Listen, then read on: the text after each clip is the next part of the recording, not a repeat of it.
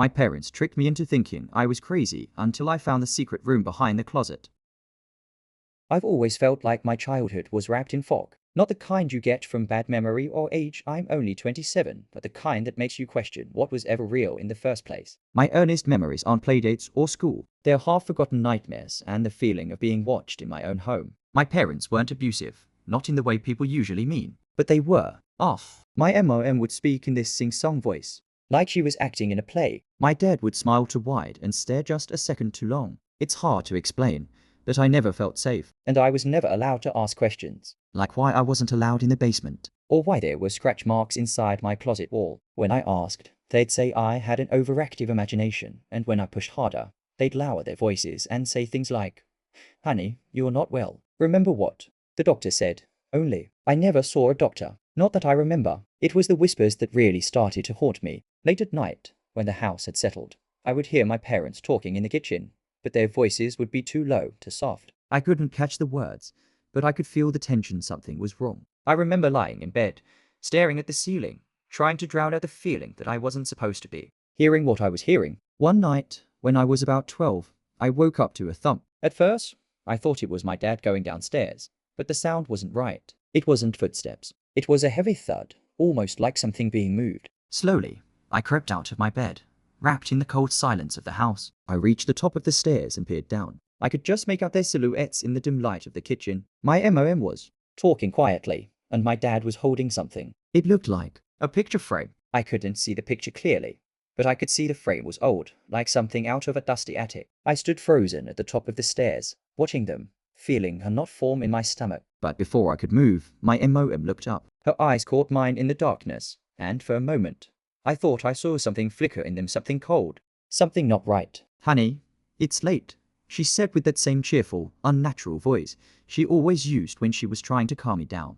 "You should go back to bed." But I couldn't shake the feeling that I'd seen something I wasn't supposed to. I couldn't stop thinking about that picture. I never asked about it, but that night, I began to feel like I was the one who was crazy. My parents would tell me that the house was old, that I had an active imagination. But I knew what I saw. And I wasn't going to forget it. A few years passed. I grew older, and the whispers turned into arguments. I overheard my parents fighting in the middle of the night, voices rising, my mom's frantic words cutting through the walls. I still couldn't make out what they were saying, but I could hear my dad's voice grow distant, like he was backing away from something. Then there was the closet. It wasn't the first time I noticed it. I'd seen it before. But something about it changed when I turned 17. It was an old closet, the kind with creaky doors that stuck, but I never thought much of it. That is, until the night I tried to open it and found it locked. I'd always thought it was a little strange how they never let me go inside.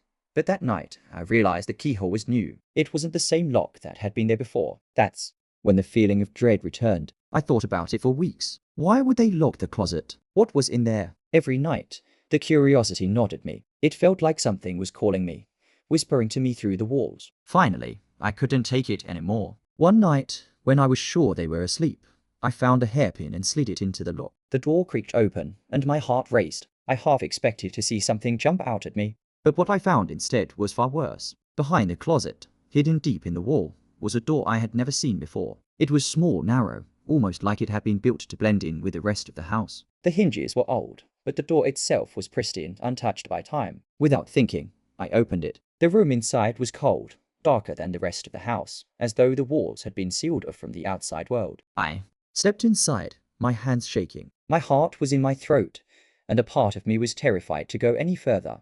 But I had to know what was hidden from me all these years. The room was bare, save for one thing, an old chest, sitting in the middle of the floor. The air around it felt thick, suffocating, like it was holding something back. I approached it slowly, the floorboards creaking beneath my feet. My hands were clammy, but I forced myself to open the chest. Inside were old photographs, yellowed with age, and papers brittle with time. But the thing that made my breath catch in my throat was a single one journal, tucked beneath the rest of the items. It was covered in dust, as if it hadn't been touched in years. I flipped it open. The first page read, "This is where it all began." I began reading, the words blurring together as I struggled to make sense of them. The journal belonged to someone I had never heard of. Their name was Amelia. But it wasn't just the name that stopped me cold. It was the details. The entries talked about a secret room, the one behind the closet. It spoke of something terrible that had happened in our family years before I was born.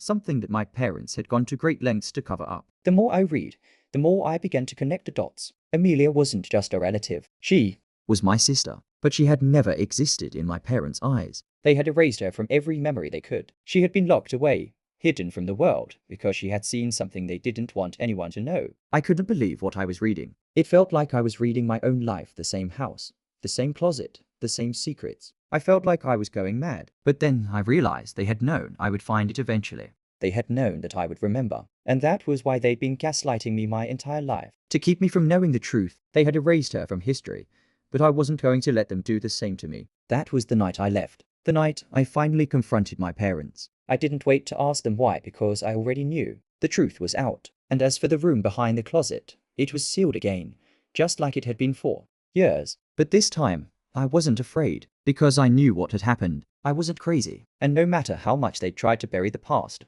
the truth would never be erased.